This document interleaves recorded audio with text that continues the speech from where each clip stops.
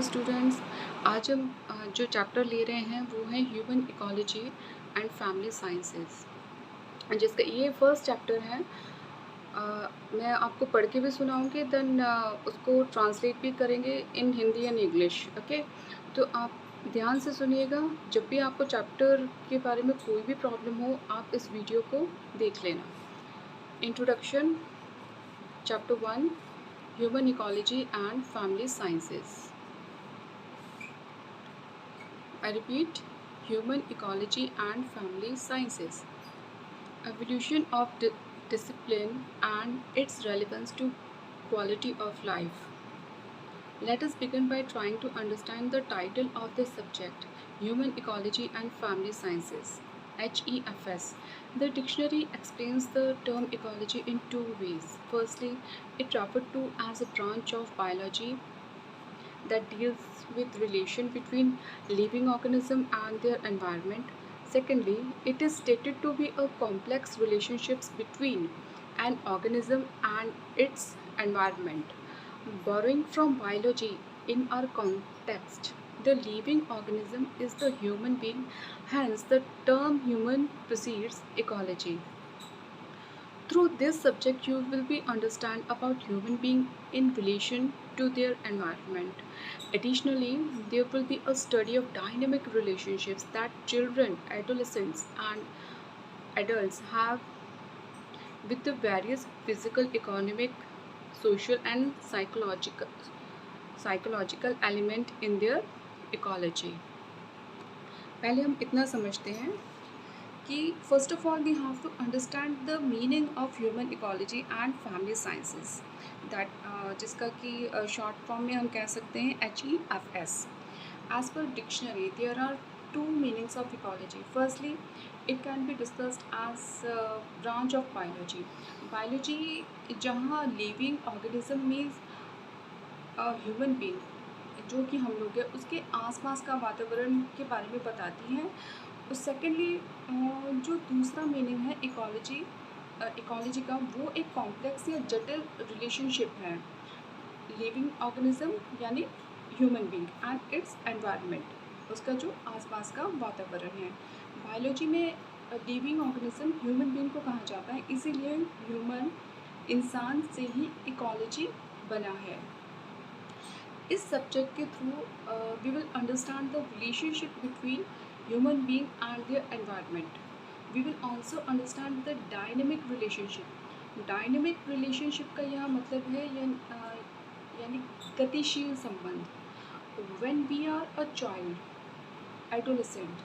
Adolescent का जो age group होता है वो होता है between 13 to 17 and adult.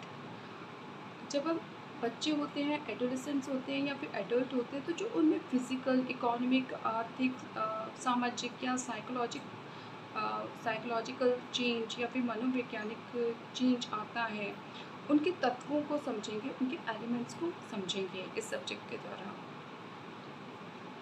Next paragraph. The expression family sciences is an equally significant segment in the title. As you would agree, the family is central in most individuals' life. It is within the family that children are nurtured so that they develop and acquire independent identities as adults. While studying this subject, the students will be guided in understanding the individual in the context of the family, which in turn is the critical social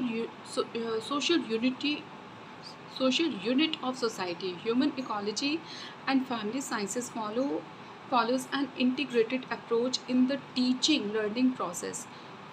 More importantly, it deals with the interaction of human beings as member of their family and the society with the environment. This forms a synergistic relationship with their ecology, which amalgamates within the physical, psychological, socio-cultural and economic resources. अब इसको हम ऐसा समझते हैं कि पहले हम समझ चुके हैं कि ह्यूमन इकोलॉजी क्या है ना, फैमिली साइंसेस. अब हम समझेंगे फैमिली साइंसेस का मीनिंग। जो फैमिली है, it is also important part of life.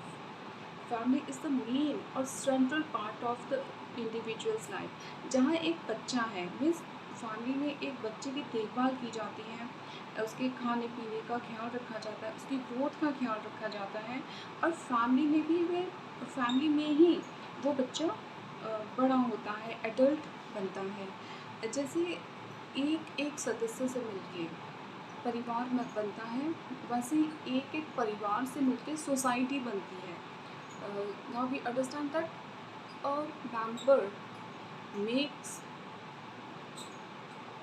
a family, then further so many families make a society। तो फैमिली, जो फैमिली है वो सोसाइटी की बहुत ही इम्पॉर्टेंट यूनिट है, एक अति महत्वपूर्ण हिस्सा है। इस सब्जेक्ट के थ्रू हम ये भी समझेंगे कि पहले इसका बस एक सीमित दायरा लोगों ने अपने दिमाग में बिठा लिया था कि ये सिर्फ गर्ल्स और वीमेन के लिए ही है, बट ऐसा नहीं है।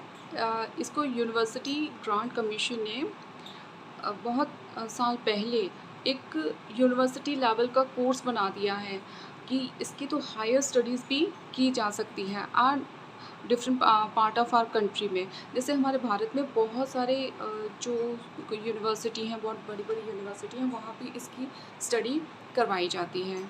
Here a brief history of evolution of human equality and family sciences from the field of home sciences in India would be in order. The early 20th century, there were many institutions in different parts of the country that had introduced courses in food and nutrition, clothing and textile, as well as extension education. Uh, these different disciplines were brought under the rubric of home science in 1932, when an institution by the name of Lady Irwin College was set up in Delhi to promote women's education. This was the time before India's independence from the British rule, when very few girls attended school and hardly any institution for women's higher education exist। यहाँ पे एक brief history, एक short में history बताई गई है कि 20th century तक कुछ ऐसा विमेन के लिए स्पेशल कोर्सेज नहीं हुआ करते थे। तो एक कोर्स फिर 20th सेंचुरी में बात हो रही है 1932 की, तो food and nutrition, clothing and textile, extension education, इन सबको क्लब कर दिया गया। मीन्स एक एक बुक बना दी गई। मान लीजिए फूड एंड न्यूट्रिशन की एक बुक हो गई, क्लोथिंग एंड टेक्सटाइल की एक बुक हो गई, तो इनकी छोटी छोटी बुक्स बना दी गई। फिर उसको एक जो कि एक कदम था एक वुमेन एजुकेशन की तरफ, जिसको सेटअप किया गया 1932 को और दिल्ली में, और लेडी इरविन कॉलेज नाम का कॉलेज खोला गया फॉर वीमेन एजुकेशन, वीमेंस की एजुकेशन को प्रमोट करने के लिए। This was the time before India's independence. ये भारत की आज़ादी से पहले का काम की बात है, जब भारत अंग्रेज़ों के राज में था। When very few girls attended school, जब बहुत कम लड़कियां स्कूल अटेंड करती थी, and hardly any institution for women's higher education existed, और जब वुमेन के औरतों के, महिलाओं के लिए हायर एजुकेशन की कोई व्यवस्था नहीं थी। Now next paragraph, a few women were vanguard of the movement to liberate India. Among them, Sarojini Naidu, Rajkumari Amrit Kaur, Kamla Devi Chattopadhyay, stalwarts of all India Women Conference, who conceived of and established the Lady Irwin College. The तो कुछ eminent women's थी, कुछ main women's थी जिन्होंने lead किया भारत की आज़ादी के मूवमेंट को। उनमें कौन कौन थी? सरोजिनी नायडू, राजकुमारी अमृत कौर एंड कमला देवी चट्टोपाध्याय। तो उन्होंने भी सपोर्ट किया कि लेडी इरविन कॉलेज को कि हम महिलाओं के लिए कुछ ना कुछ पढ़ने के लिए होना चाहिए, उनकी आगे की शिक्षा होनी चाहिए, उनको प्रमुखता देनी चाहिए। The British viceroy in India at that time was Lord Irwin and his wife Lady Dorothy Irwin too supported the setting up the college. तो लेडी डॉरथी इरविन जो कि उस टाइम के वाइसरॉय की वाइफ थी, उन्होंने भी सपोर्ट किया। Hence the college was set up in her name, इसी वजह से उनका ये कॉलेज उन्हीं के नाम पे था, ये जो लेडी इरविन कॉलेज है उनके नाम पे था। The goal was to serve at the goal was to serve the home and society with equal resolve. ये था कि ऊंच नीच को कम किया जाए, so as to remove social educational inequalities. तो जो हमारे में सोशल और एजुकेशनल असमानता थी उसको कम करने के लिए, women from reaching their potential, जो वीमेंस की एक पोटेंशियल होती है, पावर होती है, उसको आगे बढ़ाने के लिए, और जो पहले रोक लगा रखी थी कि वीमेंस नहीं पढ़ सकती हैं, महिलाएं नहीं पढ़ सकती, उसको आगे बढ़ाने के लिए। Thus home science was not intended to be a subject only about the home, but to be an interdisciplinary field that would empower its students to enhance their own quality of life, that of other individuals and families. However, over the time, the label home science in the mindset of lay people and non-home science professional became associated primarily with learning culinary skills, laundry and child care. तो इसमें इस subject में हम ये भी पढ़ेंगे कि ये सिर्फ ना ऐसे कि बस होम के बारे में नहीं है, जो कि कई लोगों को पता नहीं है। वो सोचते हैं कि culinary skills मीन्स खाना बनाना, लॉन्ड्री मीन्स कपड़े और चाइल्ड केयर ही है। While at the higher educational level, an upgrading of curricula as well as resetting of the professional standard took place several years ago. But इसका तो बहुत साल पहले ही इसके करिकुलर, इसके जो सब्जेक्ट के कंटेंट हैं वो सेट किए जा चुके हैं at the higher school level. Its gender typing and association with cooking and laundry remained. लेकिन जो नहीं जानते वो तो ये सोचते हैं कि बस ये लड़कियों का ही है और इसमें कुकिंग और कपड़ों की बातें ही होती हैं। In fact those were some of the reason why boy were either not admitted to this area by schools. और कई स्कूल्स में भी ऐसा होता है कि उनको बॉयज़ को एडमिट नहीं किया जाता है, कि या फिर वो खुद ही नहीं आते हैं, और दे themselves shield away from studying it as it was seen as a subject only for girls। तो ये गलत है, गर्ल्स के लिए नहीं है, बॉयज़ भी आगे बढ़ सकते हैं इसमें। It was wrongly perceived as lacking in rigor.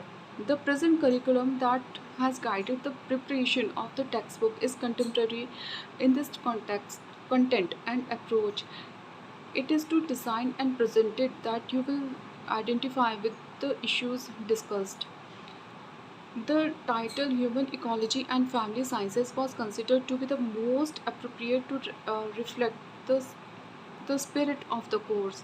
जैसे इस कोर्स का जो टाइटल है human ecology and family sciences, ये पूरा ये बताता है कि इसके स्पिरिट क्या है। हमें बहुत सारे विषयों के बारे में पता चलेगा कि ये तो जस्ट एक जो चैप्टर 1 है, ये बस समझाने के लिए कि ये गर्ल्स के लिए नहीं है, बॉयज़ के लिए भी है। इसमें बहुत सारी टाइटल्स को समझाया जाएगा जो कि हमारी डे टू डे लाइफ से, हमारे करियर से बहुत ज़्यादा तालमेल रखती हैं।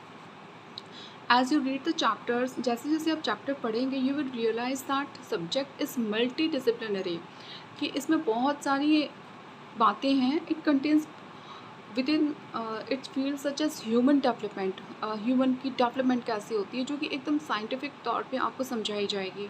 फूड एंड न्यूट्रिशन, फूड कैसा होना चाहिए, उसमें न्यूट्रिशन वैल्यूज़ कैसी होती है, उसमें कितना कार्ब्स है, कितनी प्रोटीन है और कितना कार्बोहाइड्रेट्स हैं या फिर कैल्शियम कितना है, ये सब कुछ आपको समझाया जाएगा। Then fabric and apparel, fabric कपड़ा, देन अपैरल उसको सिलने के बाद कैसा दिखेगा, उसमें टाई एंड डाई सब कुछ आ जाता है। कम्युनिकेशन एंड एक्सटेंशन, हमें अपना कम्युनिकेशन किस तरह से बढ़ाना चाहिए एंड किस तरह से बात करनी चाहिए। एंड रिसोर्स मैनेजमेंट में ये है कि आपको कम में भी ज़्यादा कैसे आप उसको मैनेज कर सकते हैं। अगर आपके पास आपको पैसा कैसे बचाना है। Knowledge of these areas extension sorry knowledge of these areas is essential to sustain and augment one's quality life.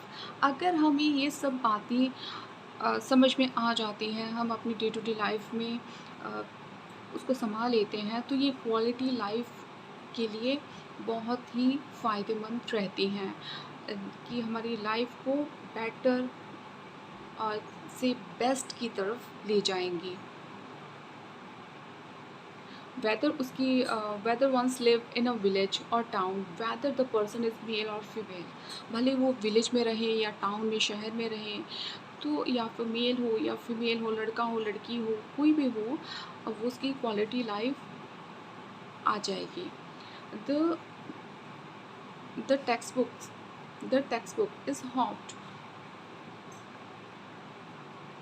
will answer some of the questions young people have about their life, not perceived merely as a meaning of clear exam।